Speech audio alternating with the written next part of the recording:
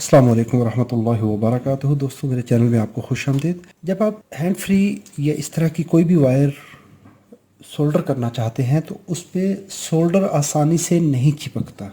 ये मेरे एक व्यूअर हैं, देखने वाले हैं, उन्होंने ये मैसेज किया। उन्होंने कहा भाई एक बात बताएं, सोल्डरिंग करता हूँ तो पिघला हुआ सोल्डर हैंड फ्री की तार पर नहीं चिपकता, बहुत मुश्किल होती है।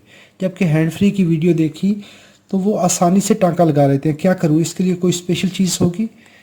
जी, इसके लिए कोई स्पेशल चीज़ नहीं है। सबसे पहली बात तो ये है कि ये वायर जितनी भी होती हैं ये इंसुलेटेड वायर होती हैं। इनके ऊपर एक अलहदा से कोटिंग चढ़ाई हुई होती है, यानी इस वायर के ऊपर अलहदा से एक जो कंडक्टर मटेरियल होता है उसको भी इंसुलेट किया जाता है, ताकि ये तारें जो ऑडियो पॉजिटिव की और नेगेटिव की दोनों आपस में टच ना हो, शॉर्ट ना हो। तो इसके लिए होता क्या है कि बाज़ लोग तो इसको जलाने के लिए, इसकी इंसुलेशन जलाने के लिए जो ऊपर प्लास्टिक शील्डिंग चढ़ाई जाती है उसको जलाने के लिए लोग लाइटर का इस्तेमाल करते हैं। कभी भी लाइटर इस्तेमाल ना कीजिए। तो इसके लिए अगर तो आपके पास कंट्रोल टेम्परेचर वाला कोई सोल्डरिंग आयरन है तो वो इस्तेमाल कर लें 400 डिग्री पे। अगर आप 410 डिग्री टेम्परेचर यूज़ करते हुए तो वो कर लें, उसे इस्तेमाल करें। और दूसरी जो सबसे बड़ी अहम चीज़ होती है, अच्छी क्वालिटी का हमेशा सोल्डर यूज़ करिए। मेरे पास ये 60% टेन है और 40% लेड है। इसमें 60% जो है वो कली है, 40% सिक्का है इसके अंदर।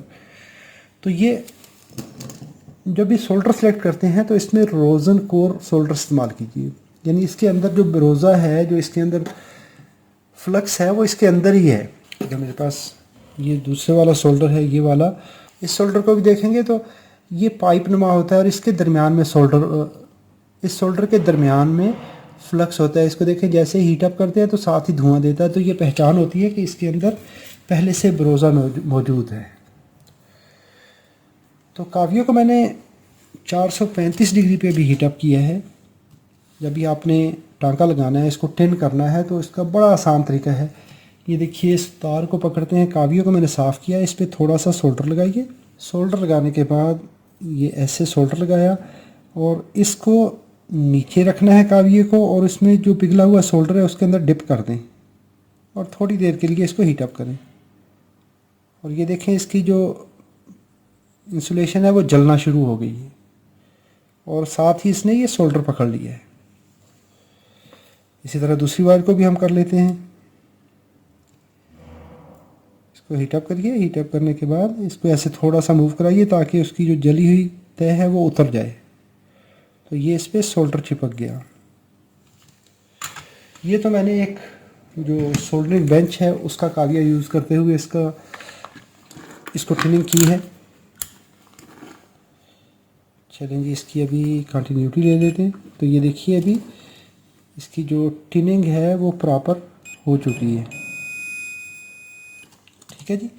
तो अभी मैं एक जो सिंपल काविया है, 12 वाट का काविया मेरे पास है।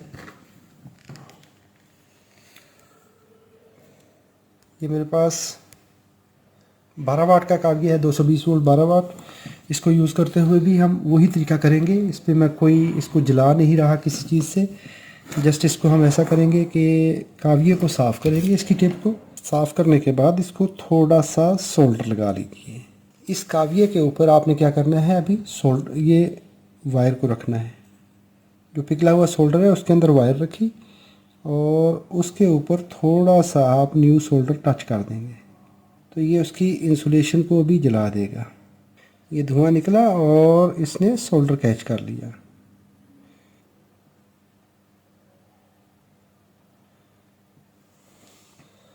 फिर इसी तरह दूसरी तार को भी हम सोल्डर कर लेते हैं। देखिए, ऐसे ही इसके नीचे रखा, अभी इसने सोल्डर कैच कर लिया। इसको अभी हम वेरीफाई कर लेते हैं कि वाकई सोल्डर लगा है कि नहीं लगा।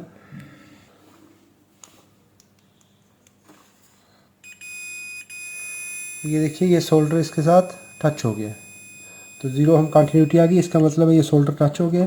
तो इस तरीके से आप इसकी आसानी से टिनिंग कर सकते हैं। अगर आपके पास रोज़न कोर सोल्डर नहीं है, आप सादा सोल्डर इस्तेमाल करते हैं, ये वाला, इसके अंदर बरोज़ा नहीं होता, तो इसके लिए आप अलहदा से سولڈرنگ پیسٹ یوز کریں گے. کوئی بھی جو اچھی کوالٹی کا سولڈر پیسٹ ہے وہ یوز کریے.